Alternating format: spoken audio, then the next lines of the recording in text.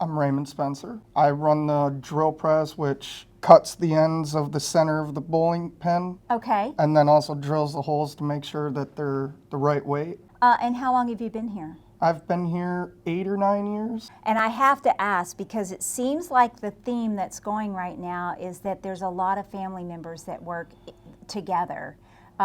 Do you have family members that work here? I've had family members that worked here for over 50 years probably.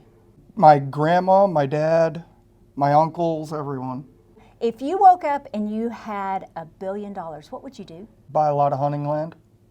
Okay, what do you like to hunt? Deer, white-tailed deer. Okay, well, let's see. What is deer season? Are we getting Right upon- now. Okay, right now. So if you call in sick, we're going to know where you are. What is one thing on your bucket list? Go on a very expensive trip for hunting in a different state.